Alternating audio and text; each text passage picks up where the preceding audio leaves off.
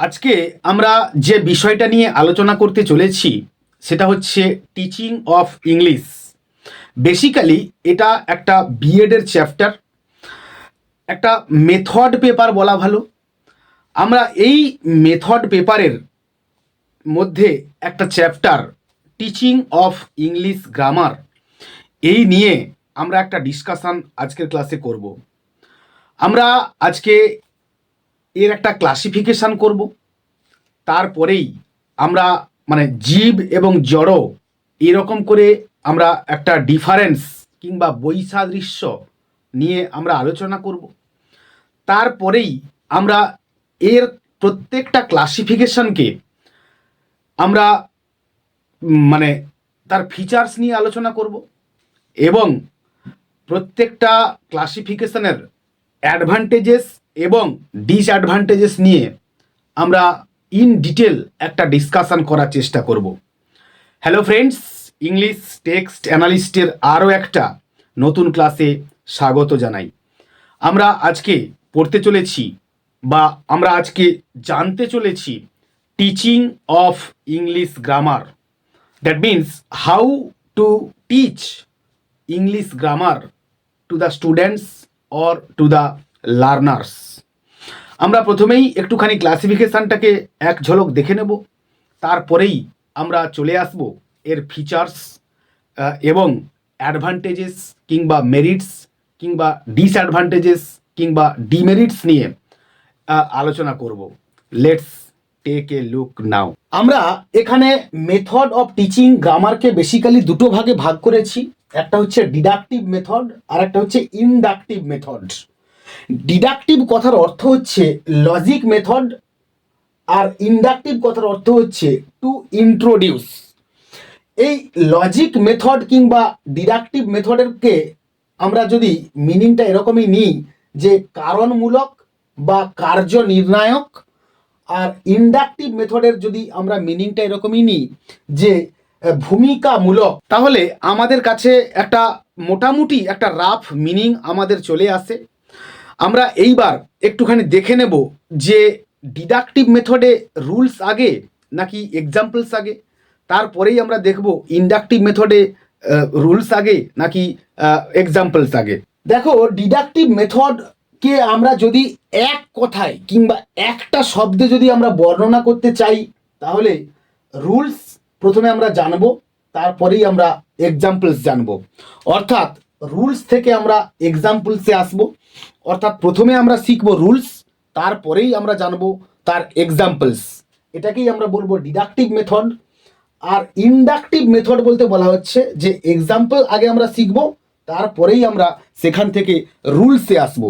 অর্থাৎ এক্সাম্পল শেখার পরেই আমরা রুলসটাকে জানবো। এটাই হচ্ছে ইনডাকটিভ মেথড।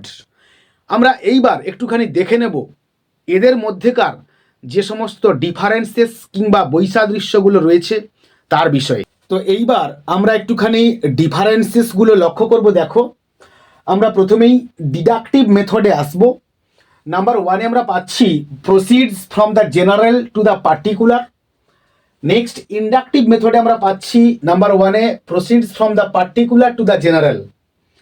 নাম্বার টুতে আমরা আসবো depends on intelligent memorisation of the rules, অর্থাৎ যা কিনা নির্ভর করে নিয়ম নীতি স্মরণ করার মধ্য দিয়ে। আর এখানে বলা হচ্ছে যে depends on intelligent understanding of the rules, যা কিনা রুলসগুলোকে ভালো করে আত্মস্থ করার উপর নির্ভর করে। নাম্বার থ্রিতে আমরা চলে আসবো ল্যাঙ্গুয়েজ ফলোজ গ্রামার।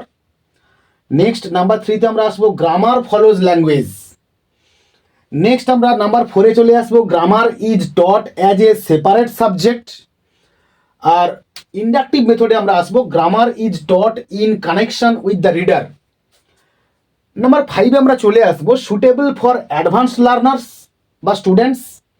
আর ইনডাকটিভ মেথডের ক্ষেত্রে suitable for young learners. Number সিক্সে আমরা চলে আসবো take a less amount of time. আর ইনডাকটিভ মেথডের ক্ষেত্রে takes too much time. Next আমরা নাম্বার সেভেনে চলে আসবো the rules are imposed from outside. আর ইন্ডাকটিভ মেথডের ক্ষেত্রে the rules are developed from within. Deductive মেথডের ক্ষেত্রে আমরা 8 নম্বরে আসবো makes grammar lesson dull and lifeless. আর ইন্ডাকটিভ মেথডের ক্ষেত্রে আমরা আসবো makes grammar lesson interesting and lively. And finally আমরা চলে আসবো ডিডাকটিভ মেথডের ক্ষেত্রে effective in applying the knowledge acquire. R inductive মেথডের ক্ষেত্রে আমরা ফাইনালি অর্থাৎ 9 নম্বরে আমরা আসবো effective in discovering grammatical facts. তো আমরা মোটামুটি একটা ডিফারেন্সেস নিয়ে আলোচনা করলাম ইন শর্ট। এরপরেই আমরা এগুলোর একটা বিস্তারিত বা ইন ডিটেলস একটা ডিসকাশন করব উইথ অ্যাডভান্টেজেস অ্যান্ড ডিসঅ্যাডভান্টেজেস নিয়ে। নেক্সট আমরা ডিডাকটিভ মেথড নিয়ে আলোচনা করব এবং এই ডিডাকটিভ মেথডকে আমি পয়েন্টস আকারে রেডি করেছি আর সেগুলোর অ্যাডভান্টেজেসগুলো আমরা 1 বাই 1 আলোচনা করব। দেখো, নাম্বার 1-এ আমরা চলে আসব।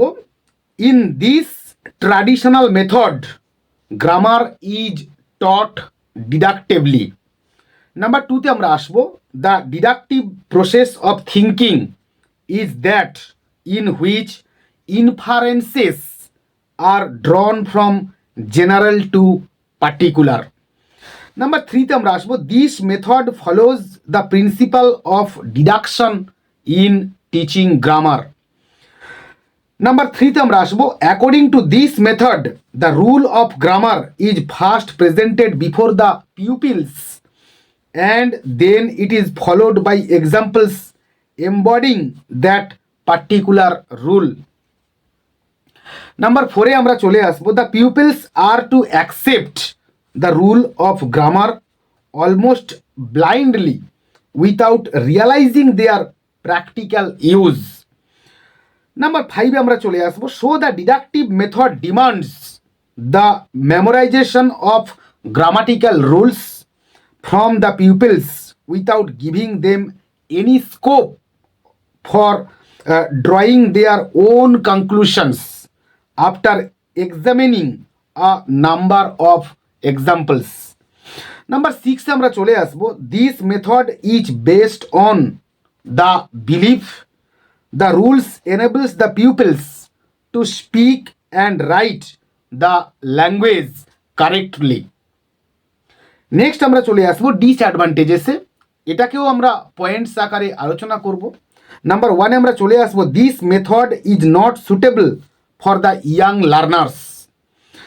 নাম্বার 2-তে আমরা আসবো it is also unpsychological in the sense that it makes the peoples passive learners and fails to create interest in the minds of them. Number 3-তে আমরা চলে আসবো it makes grammar lesson dull and lifeless. Number 4-এ আমরা চলে আসবো the child's power of thinking reasoning or initiative is weakened. Number 5-এ আমরা চলে আসবো it is logical rather than a psychological method. আমরা এইবার একটুখানি চলে আসবো though the deductive method is quite unsuitable in teaching grammar to the young learners. Next আমরা চলে আসবো ইন্ডাকটিভ মেথডে। আমরা সর্বপ্রথমেই এর অ্যাডভান্টেজেস কিংবা মেরিটস যে পয়েন্টসগুলো হয় সেগুলো নিয়ে আমরা আলোচনা করব। তারপরেই আমরা ডিসঅ্যাডভান্টেজেস কিংবা ডিমেরিটস নিয়ে আলোচনা করব। নাম্বার 1-এ আমরা চলে আসবো। দেখো, the inductive process of reasoning is that in which general laws are infer from particular instances. Number 2-তে আমরা আসবো in this method this process of induction is applied in teaching grammar. Number 3-তে আমরা আসবো the examples of grammatical rules are corrected from the reader. Number 4-এ আমরা চলে আসবো they are written on the blackboard. Pointed questions are put to enable the pupils to pick out the special grammatical feature. Number 5-এ আমরা চলে আসবো in this way the pupils have been able to insulate the common characteristic contained in the examples. Number 6 আমরা চলে আসব। In this method grammar is not taught in advance to the pupils, it is introduced only after the boys have advanced a little in the use of the language. Number 7 আমরা চলে আসব। In this method there is a close connection between grammar and the reader. The reader should be specially prepared and it should contain all the grammatical rules and usages to be taught as a particular stage. Number 8 আমরা চলে আসব। This method is psychological. This method stimulates the pupils' power of thinking and reasoning. It engages them in drawing out their own conclusions and never allows them to become passive learners. Number 9 আমরা চলে আসব। By this method, the pupils acquire a thorough mastery over the grammatical rules. Number 10 or finally আমরা চলে আসব। The most important achievement of the method is that it removes to a great extent the dullness and monotony of the grammatical lesson or grammar lesson. এইবার আমরা disadvantages নিয়ে আলোচনা করব। The only drawback of the method is that it is the time consuming বা সময় সাপেক্ষ কিংবা সময় ব্যয়কারী and over emphasizing. নাম্বার 2তে আমরা চলে আসব। This method may lead to unnecessary wastage of time.